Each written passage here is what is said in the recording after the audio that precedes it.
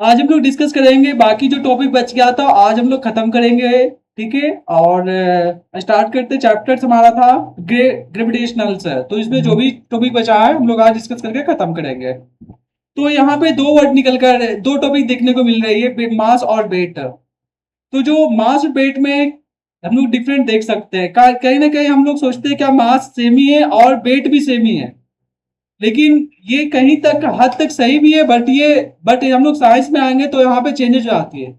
मास से क्या है कि नॉर्मल क्वांटिटी कितने क्वांटिटी है वो डिपेंड करता है मास। बट जब हम लोग वेट कैलकुलेट करते हैं तो वेट में आता है mg, यानी मास एक्चुअल मास कितना है और multiply into g, acceleration due to gravity, जिसका 9.8 मीटर पर सेकेंड जो हम लोग कल सॉल्यूशन किए थे, उसको डिराइव भी किए थे कैसे आया 9.8 मीटर पर सेकेंड। तो यही एक कॉमन डिफरेंस है। तो the mass of body quantity of matter contain it, कोई भी बॉडी का मास कितना है वो कितना क्वांटिटी कंटेन कर रखा है, ये क्या है मास है। जो सिंपल एक तरह का बिल बोल सकते हैं मास है। मास यहाँ पे हम लोग जो बोलेंगे ये क्या स्केलर क्वांटिटी है, which is the has only, केवल इसके पास क्या है मैग्नीट्यूड, किसी प्रकार का डायरेक्शन नहीं होता। लेकिन जब लोग वेट पे आएंगे तो वहां पे डायरेक्शन मस्ट भी इंपॉर्टेंट है, क्योंकि हम कल ही बता रहे थे जैसे जैसे हम अर्थ के सेंटर से दूर जाएंगे तो वहां पे क्या होगा, मास नहीं, जो अर्थ सेंटर से दूर जाएंगे तो वहां जी का मान क्या होगा, वेरी करेगा। ठीक है। तो इस बेसिस पे यहाँ पे डायरेक्शन जरूरी है वेट के लिए, बट मास के लिए कोई डायरेक्शन मैंडेटरी नहीं। इसका नाम लोग क्या, ये स्केलर क्वांटिटी है। एसआई यूनिट की बात करें सिंपल सा किलोग्राम, जिसको हम लोग केजी बोलते हैं। केजी केजी मेजर करते हैं, 5 KG 10 KG. Mass of body constant does not change from the places, और किसी बॉडी का मास है तो उसका प्लेसेस चेंज होने पे वेरी नहीं करता। ऐसा नहीं कि आज मेरे पास अभी 5 केजी चीनी है, हम पहाड़ पे चले गए तो वहां 10 केजी हो जाएगी।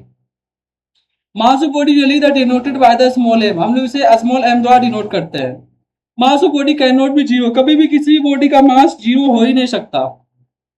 ये मास का कुछ टर्म कंडीशन है। अब हम लोग देखते हैं वेट के लिए, तो वेट में क्या आएगा mg, जो नॉर्मल मास है वो, और into acceleration due to gravity या फिर g, the force which the an object acted toward the centre of earth. वो आप फोर्स भी बोल सकते हैं इसे, जो क्या होता है जो अर्थ का सेंटर उसके और क्या अट्रैक्ट हो रही है, इसको बोल सकते हैं हम लोग बैट ऑफ ऑब्जेक्ट। क्या कहलाएगा, उस ऑब्जेक्ट का वेट कहलाएगा।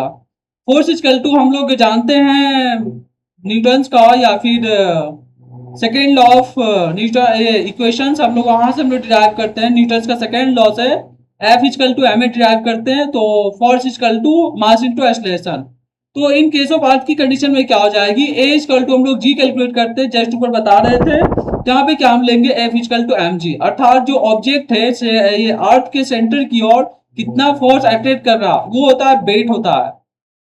ठीक है। तो यहाँ पे वेट इक्वल टू क्या बोला गया था, जो वेट होगा वो क्या होगा, नंबर ऑफ या फिर total forces attraction for centre of अर्थ। तो एफ इक्वल टू क्या mg। तो सबसे मस्ट याद रखना कि नॉर्मल मास जो होगा वो क्या होगा, मास कहलाएगी। और जब हम वेट की चर्चा करेंगे तो अभी क्या लेंगे, mg लेंगे, w इक्वल टू mg, ये ध्यान रखना, वेट इक्वल टू mg। ठीक है। तो but force attraction of earth object call the, इसको हम लोग क्या बोलते हैं, वेट बोलते हैं। ठीक है। Weight is the force SI unit की बात करें, इसका भी न्यूटन हम लोग बोल सकते हैं, डिपाउंड द जी वेक्टर, ये क्या होगा, वेक्टर क्वांटिटी होगा। रिलेशन की बात करें केजी और न्यूटन में, तो W इक्वल टू mg होता है। मास को हम लोग क्या केजी में मेजर करते हैं, और जी का हम लोग कल ही बताए थे 9.8 मीटर पर सेकेंड स्क्वायर, मीटर पर सेकेंड स्क्वायर होता है। तो यहाँ बोल सकते हैं 1 kg weight equal to 9.8 newton 1 minute. यहाँ पे क्या हो जाएगी, जब इसका हम लोग यूनिट कैलकुलेट करेंगे तो कितना होगा, 9.8 केजी मीटर पर सेकेंड स्क्वायर, ये है। और जहां हम लोग फोर्स का डिराइव करते हैं तो एफ इक्वल टू होता है M A, mass into acceleration. यहाँ मास को हम लोग केजी मीटर करते हैं और एक्सलेशन को मीटर पर सेकेंड स्क्वायर। तो यहां से हम लोग निकालेंगे तो सेम ही आ रहा, केजी मीटर पर सेकेंड स्क्वायर। तो ये जो हमारा यूनिट है और यहाँ जो निकला है वेट का यूनिट, दोनों सेम ही है। तो हम लोग बोल सकते हैं, और फोर्स का एक यूनिट और होता है न्यूटन, न्यूटन जिसको एन द्वारा डिनोट करते हैं। तो आप बोल सकते हैं 9.8 न्यूटन। तो ये लिखा है 9.8 मीटर, 9.8 न्यूटन। हम लोग कैलकुलेट कर सकते हैं यदि कोई 1 केजी का मास है तो उसका जो वेट होगा क्या होगा 9.8 न्यूटन या फिर 9.8 केजी मीटर पर सेकेंड स्क्वायर होगी। ठीक है, तो मास और वेट में डिफरेंस समझ में आ गई होगी। तो आगे की ओर बढ़ते हैं। यहाँ दिया है बढ़िया से एकदम टेबल बनाकर समझाया गया है मास और वेट में क्या डिफरेंट है। मास क्या है जो मेजर्ड किया जा रहा है, बोल सकते हैं inertia, by inertia. Mass of an object can be measured by its inertia. अर्थात किसी ऑब्जेक्ट का मास क्या है वो बताएगी डिपेंड्स ऑन इट्स इनर्शिया, अर्थात एक्सटर्नल फोर्सेस कितना अप्लाई कर रहे हैं उसे डिसबैलेंस के लिए, उसे डिस्प्लेसमेंट के लिए, तो हम लोग मास बता सकते हैं। और वेट क्या है, मास इंटू स्टेशन या फिर mg। ठीक है, ये मास क्या है, टोटल क्वांटिटी कितना कंटेन कर रखी है उसे बोलेंगे ऑब्जेक्ट का मास। और ये क्या है, ग्रेविटेशनल फोर्स, अर्थात अर्थ का जो सेंटर है उसकी ओर कितना ग्रेविटेशनल फोर्स अट्रैक्ट हो रही है, which earth attract can the object is the weight of the object। Mass of the object remain the क्या होगा, ये सारे प्लेसेस पे मास सेम होगा। और वेट क्या होगा, ये डिफर करेगा। फॉर एग्जाम्पल कि अर्थ के सेंटर की ओर जाएंगे तो वहां पे क्या होगा, रेडियस घट जाएगी, तो इस कंडीशन में जी का वैल्यू बढ़ जाएगा। तो वहां पे क्या होगी, हमारा जो वेट होगा बढ़ जाएगा। यदि हम सेंटर से दूर जाते जाएंगे तो जो अर्थ का सेंटर है अर्थात उसके बीच जो रेडियस होगा वो क्या होगा, दूर जाने पे बढ़ जाएगी। तो इस वजह से क्या होगा, हमारा जो जी का वैल्यू होगा घट जाएगा, तो हमारा वेट घट जाएगी। हम बोल सकते हैं यदि हम धरती पे हैं तो वहां पे वेट डिफर करेगा कंपेयर टू हम पहाड़ पे हैं। ठीक है, measurement of mass done by using the beam या बैलेंस। हम लोग क्या है कि हम लोग ये बोल सकते हैं बैलेंस यदि करने की बात आए तो हम लोग बैलेंस कर सकते हैं मास को। Measurement of weight is done by using the spring balance. हम लोग वेट को बैलेंस करेंगे तो इसमें हम लोग स्प्रिंग फोर्स लगाएंगे, स्प्रिंग द्वारा बैलेंस करेंगे। Mass does not change even the value of the g zero too at any places. अब देखो ध्यान से क्या लिखा है कि mass does not change even value of g. अब बोल रहा है क्या कि कहीं भी ऐसा भी कंडीशन आ गई जहां पे जी जीरो हो जाएगा बट वहां पे मास जीरो कभी नहीं होगा। जब हम वेट की चर्चा करें तो ये तो वहां पे तो जब हम लोग अर्थ का प्रॉपर सेंटर पे चले गए तो वहां पे जो रेडियस हुआ तो जीरो हो जाएगी। तो जीरो हो जाएगी तो वहां पे क्या होगा, जी का वैल्यू जीरो हो जाएगी। तो इस कंडीशन में उसका जो वेट होगा जीरो होगा। अर्थात हम बोल सकते हैं जब हम अर्थ के सेंटर पे चले जाएंगे तो जो हमारा वेट होगा वो जीरो होगा। ठीक है, जब मास की बात करें वहां जब मास कैलकुलेट करेंगे जो हमारा जो नॉर्मल मास है 10 केजी 50 केजी जो भी है वो वहां पे सेम ही होगी। तो ये बता रहा है कि जो मास है कभी भी चेंज नहीं होगी, जी का वैल्यू क्यों ना वेरी करे या फिर जीरो हो जाए वो मास उतना ही रहेगी। जब वेट की चर्चा करें तो वेट जीरो हो भी सकता है।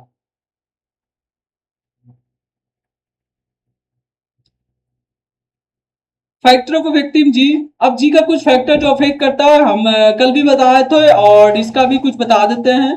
जिसे हम लोग बताते जस्ट अभी, earth is not perfect sphere. जब हम लोग अर्थ की बात की तो अर्थ ये पूरा स्फीयर तरीका का नहीं है, ऐसा नहीं पूरा एक गोला है, एक बॉल है, ऐसा नहीं है। कोई बोलता है ओवर ए क्या अंडाकार है, बहुत सारे अलग अलग अपना वैज्ञानिक तर्क दिए। Radius of earth increases when the we go from the equator. और सबको पता है कि जब हम इक्वेटर से जब उसका जो मैन बोल सकते हैं सेंटर वहां से जब हम लोग दूर जाते हैं, इक्वेटर से जब हम लोग दूर जाते हैं तो क्या होता है, रेडियस इंक्रीज होगा। जब रेडियस इंक्रीज होगा तो उस कंडीशन में क्या होगा कि जो जी का वैल्यू घट जाएगा, क्योंकि कल ही बता रहे थे जी इक्वल टू क्या था, capital G by D M square ये था। ये जी क्या है, ग्रेविटेशनल कांस्टेंट जिसका वैल्यू था 6.67 इंटू 10⁻11 था। और एम क्या है, मास ऑफ अर्थ। डी क्या है, सेंटर, रेडियस है ना। तो जब हम ऊपर जाएंगे तो रेडियस बढ़ेगी। जब किसी भी चीज यदि डिवाइड के नीचे है तो डिवाइड में है, जब उसको बढ़ाने पे तो उसका जो मैग्नीट्यूड आएगा ओवरऑल वो क्या होगा, घटेगा। तो यहाँ पे क्या होगा, जब इंक्रीज होगा तो इस कंडीशन में यहाँ का जो जी का वैल्यू होगा क्या होगा, डिक्रीज कर जाएगी। ठीक है, therefore we can take the g constant the surface of earth closer to the but move away from the earth equator g is equal to solving problem। तो हम लोग यहाँ पे उस बेस्ड ऑन रिक्वायरमेंट या फिर बेस्ड ऑन जो question दिया रहता है उसके बेसिस पे हम लोग यहाँ पे जी का वैल्यू पुट करते हैं। अब इसके बाद एक नया टॉपिक आता है थ्रस्ट एंड प्रेशर। ये भी समझने वाली बात है, ये कुछ नहीं है। प्रेशर तो सबको पता होगा, पर यूनिट जो हम लोग फोर्स अप्लाई करते हैं वो प्रेशर है। बट हम लोग थर्स्ट की चर्चा करें। थर्स्ट क्या है, इसका एक ही कंडीशन है कि जब भी हम उसे कैलकुलेट करेंगे प्रेशर को, तो हमें परपेंडिकुलर लगाएंगे। बस ये एक याद रखना, जब भी हम फोर्स लगाएंगे तो परपेंडिकुलर लगाएंगे, उस कंडीशन में वो थर्स्ट हो जाएगा। तो हम लोग बोल सकते हैं जो प्रेशर होगा ऑल्सो भी हम लोग बोल सकते हो, ऑल्सो मोने थर्स्ट बोल सकते हैं, ठीक है।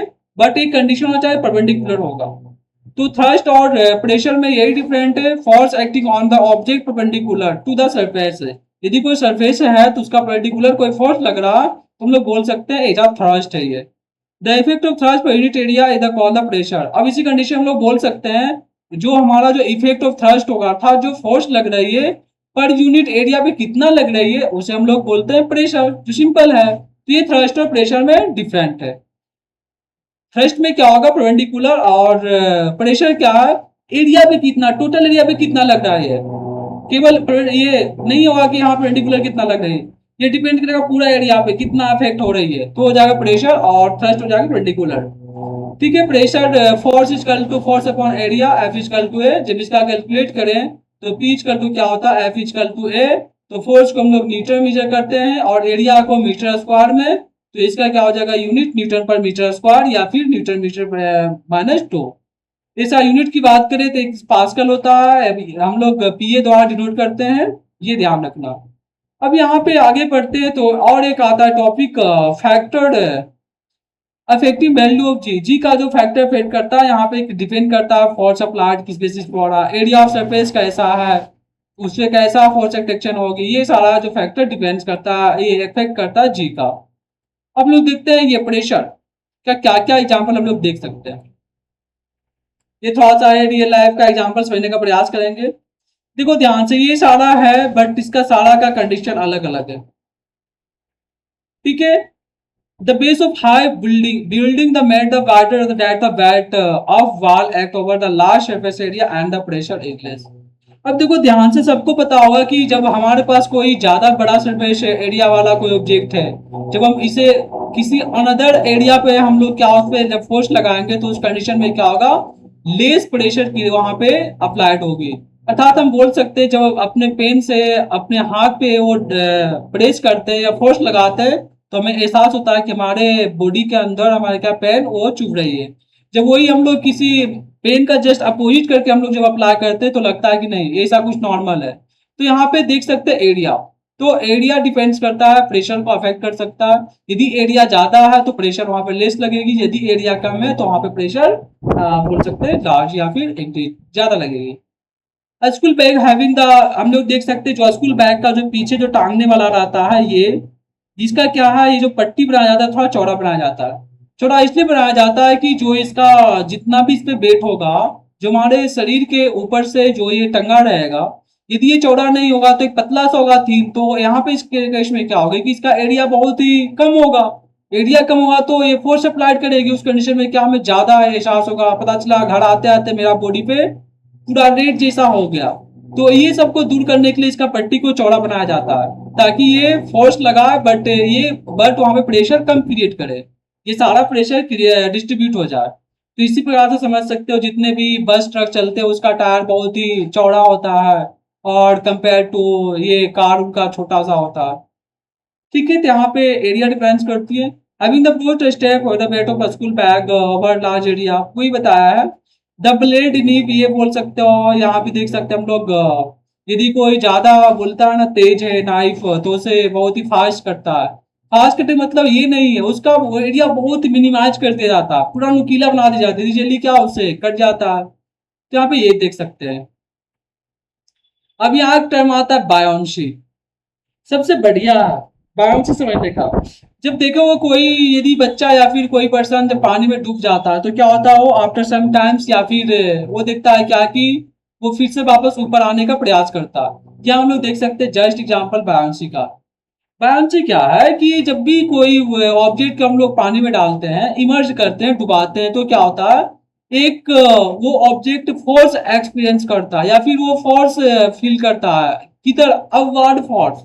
अर्थात हम अंदर जाने का प्रयास कर रहे हैं पानी का, वो हमें ऊपर भेजेगी, बाहर भेजने का प्रयास। फॉर एग्जाम्पल के लिए जब कोई बच्चा किसी पुल पर से या फिर कहीं ऊंचाई पर से पानी में कूदता है, आफ्टर सम टाइम से 2 मिनट या फिर 3 मिनट के बाद क्या होता है, फिर बच्चा वो वापस ऊपर आ जाता है।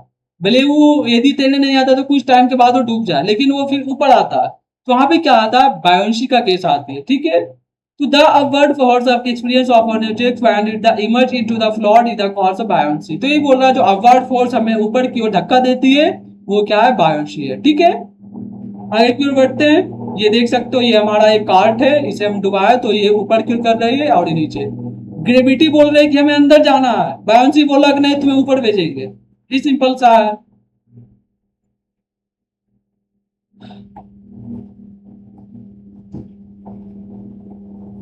It takes the upward direction and the depends on the density of the fluid। और यहाँ पे सबसे बड़ा इंपॉर्टेंट है डेंसिटी, किसका डेंसिटी ज्यादा है ये डिपेंड करेगा। और यदि कोई अपवर्ड डायरेक्शन में आ रहा है तो हम समझ सकते हैं कि वो वाटर के डेंसिटी से उसका लेस है, तो क्या करेगा, ऊपर आकर तैर जाएगी। यदि वाटर के डेंसिटी से ज्यादा होगा तो अंदर जाकर डूब जाएगी। ये एक याद रखना है, यहाँ पे डेंसिटी मस्ट बी इंपॉर्टेंट है।